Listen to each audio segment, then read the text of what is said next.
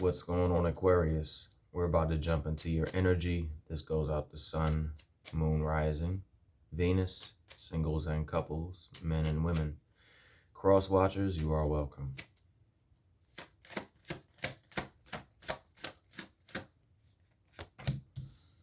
Nine of Swords. So many of you are up at night wondering if this individual is going to even take you serious. Not just take you serious emotionally, but take you serious mentally. You want to build something with this individual, but the question is, do they want to build with you? And I think it's not so much the fact of building, because you can go off and build by yourself. Anyone can build their own table. In fact, you're supposed to build your own table. And then y'all build a table together. But I'm really seeing just the whole aspect of just the thoughts consuming you. Because we have the Nine of Swords energy. The thoughts consuming you, and you're kind of sitting back like, do I want to deal with this drama? Yeah, in the beginning, makeup sex was great. Yeah, I mean, that's awesome. Yeah, I said it. That's awesome, but at the same time, it's not an actual method of healing the rift or healing the wound that will come when you argue. And I don't pick up, little arguments. I pick up big arguments. And it's always that let's avoid talking about it and let's engage directly into the passion. And the reason I say this is arguments, these passionate, fiery arguments, is because you got the Five of Wands. That's just the drama card right there, especially in this deck. I can't speak for all decks worldwide, but this one, you got dragons and a whole bunch of other stuff. So yeah, you want to build with this person. And like 2% of them wants to build with you, but they want to build on their accord, on their terms. They don't really focus on the fact that you're there in the Nine of Swords energy.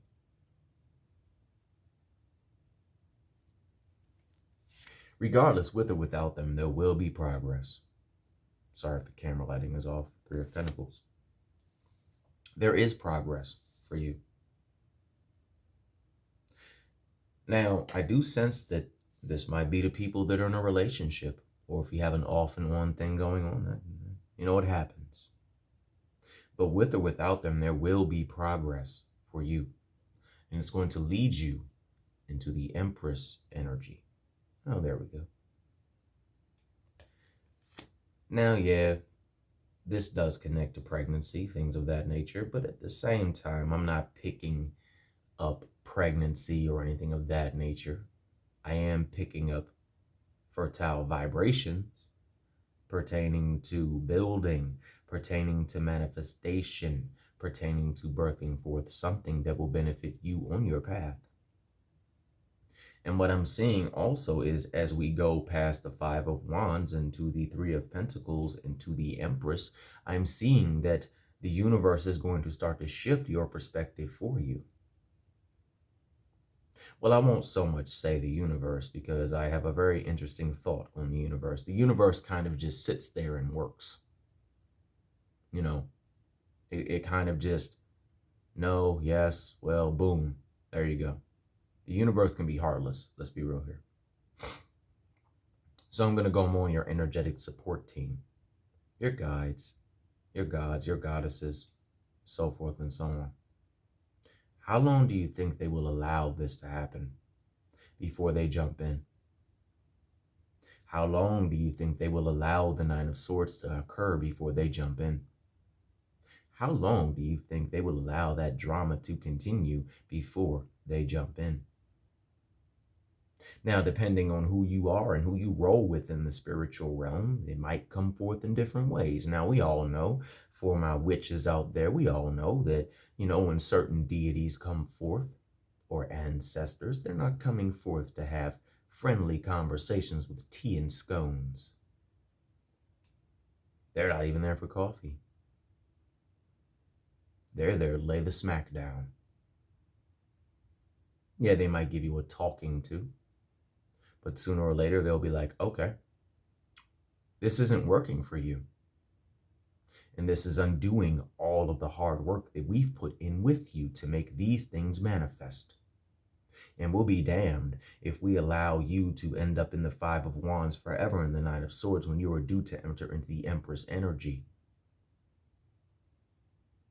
So, yeah, those Nine of Swords suck. But sooner or later, your energetic support team will step in. I'm hearing for quite a few they already have. Paint a little picture. You pray and you pray and you pray, or you grind and you grind and you grind, or you use candle magic or whatever it may be to bring that person back into your life. Now, if this resonates, by all means, take it. If not, then don't. But for some reason, every single attempt is thwarted, or they'll come back for a short amount of time and then vanish. And then comes someone great. You're not feeling it, so you roll out. Every time you cast, something new comes along. That's pretty much a telltale sign that no, that individual that you want so bad is coming back is not coming back. Because they might make you feel good for the short amount of time that they're back, but in the long term, we know how that feels. It's like alcohol. You drink a lot. You're having a great party time. You're having a blast, and yeah, you're just dancing. The lights are, then you wake up in the morning, you feel like murdered dog crap, right? You feel like garbage. Yeah, it's similar along the same lines. So, as I was saying,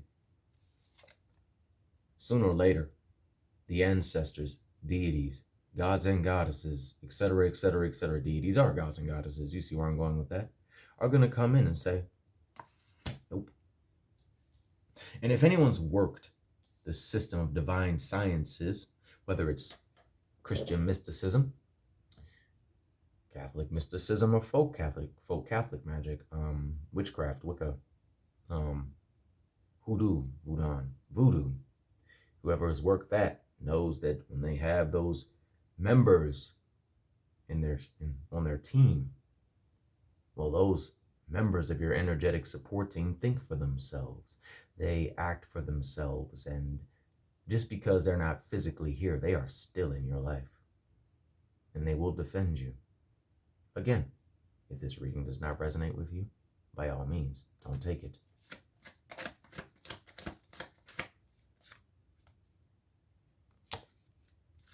I'm gonna go to that last. I'm gonna break it down right now. This person embarrasses you. This person does not care. This person does not give a flying rat's behind region about you. And every time they come back into the picture, it's always that. They want to get at the Empress. They want to get at the High Priestess. But they come forth with the Five of Wands, which puts you into the Nine of Swords, which takes you away from the Three of Pentacles, which could turn from upright to reverse. That's something you want? Five of Cups. Yeah, this reading might be a little blunt. This reading might not be as funny and compassionate and hands down great vibes or whatever. But y'all know me. I ain't gonna sugarcoat nothing with y'all. I said something one time to somebody. I said, you know what? When people come to my channel and get the reading and then they never come back again and they say, you know what, that really helped me, but I don't need to come back. I am so grateful. Because tarot is meant to be a guide. It's meant to be used to help you work through your problems. It's not always set in stone. I'm sorry, but it's not. Some readers might say it is, but sometimes it's not. At any given time, I could say the High Priestess, I could pick up the High Priestess is going to really bless you if you just keep walking the path that you walk spiritually. But if you suddenly quit, you're not walking that spiritual path. You're not putting in that work, which means that null and void right there. Again, if it doesn't resonate, don't take it. But if it does resonate, get that crap out of your life. You can do a lot better. Just because they make you feel good, yeah, I mean, we all like to feel good. We all like to be cared for, to be loved, to be looked after. It's the human condition. But at the same time, if we have the wrong people in our corner that provide 90% crap and 10% feel good, what do you think the outcome will be?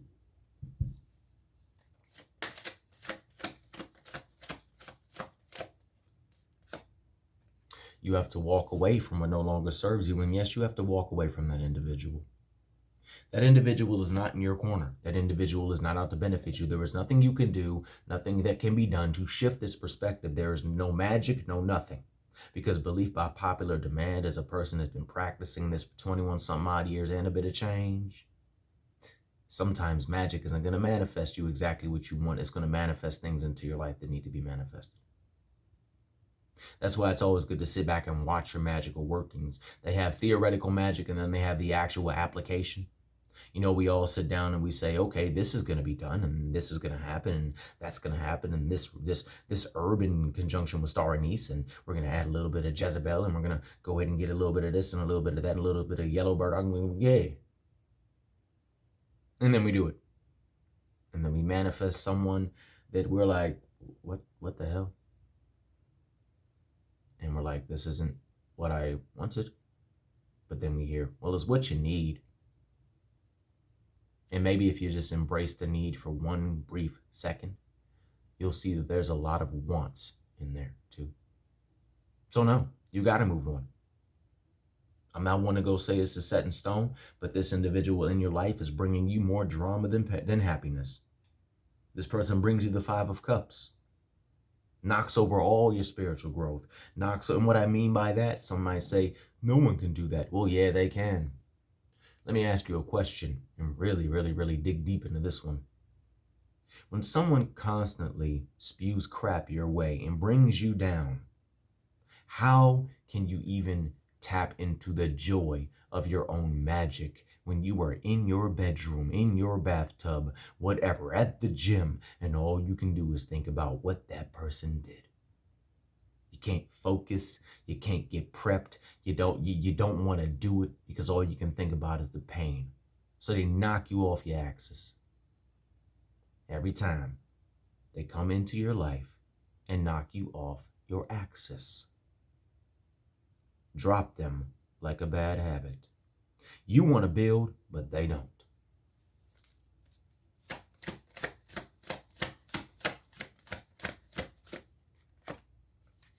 An initiation is coming for those that are curious about the magical and spiritual aspects of their path.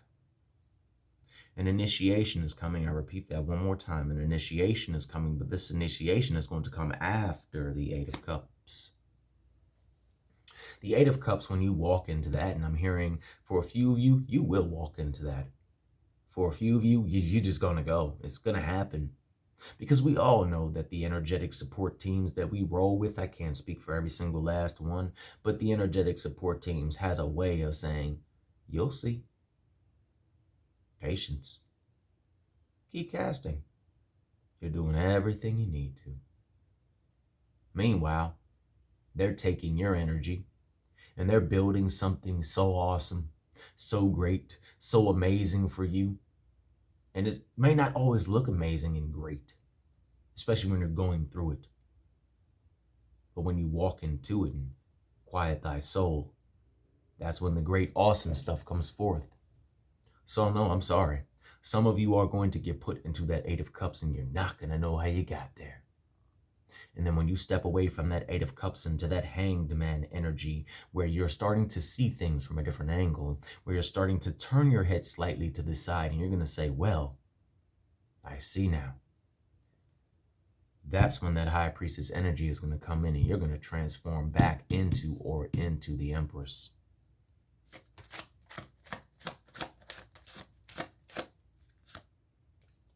That is when you will really apply yourself to what it is that you want to apply yourself to in this life. I'm not talking just about spirituality. I'm talking about regular, mundane growth. Yes, you could apply it to spirituality. Yes, that's a shirt behind me. It's not a ghost. Ooh.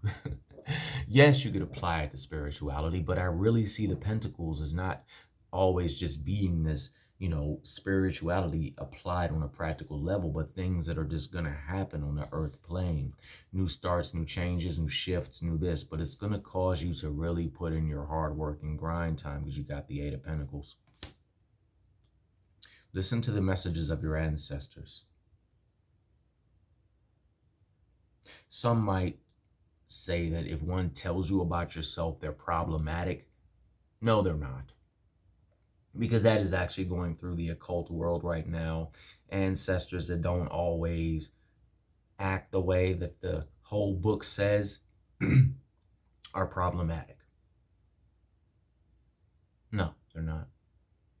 Unless they're causing you to do something that would just bring all out brutal harm to your mind or whatever, or they just down you and they treat you like crap. And there's a difference between constructive criticism done with tough love and just all out treating someone like garbage. And I think we as humans know the difference between being slightly upset at someone telling us something that we know we need to hear compared to, wow, that was just, you just got no filter now, do you? You just got no filter. You said every curse word under the book. You pretty much downed me to the point where I don't even want to live life anymore. There is a fine line and a big difference between that. And I'm pretty sure that everybody can agree with me on that one. So listen to the message and the wisdom of your ancestors. And I'm going to go a little deeper. Listen to the message and the wisdom of your descendants. We ain't ready for that conversation, though. We ain't going to go there. Anyway, we ain't going to go there.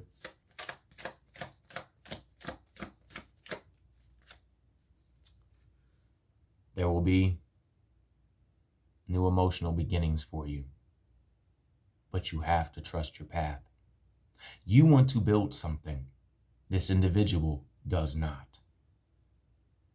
And it's about time that you took that individual off the board. So you can have a happy, healthy, loving bond. A happy, healthy, loving life. The choice is yours, though. Hopefully this resonates in some way, shape, manner, or form. If so, please like, share, and subscribe and join the Craft and Conjure Aquarius Moon Tarot family.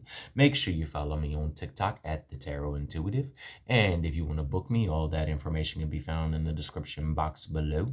Tips and donations are always honored and welcomed. And sorry it's been gone for a minute, and sorry it took so long to get this reading up. Wi-Fi went crazy. I've been at work and I passed out. Yeah. All right, y'all. Talk to you later. Peace.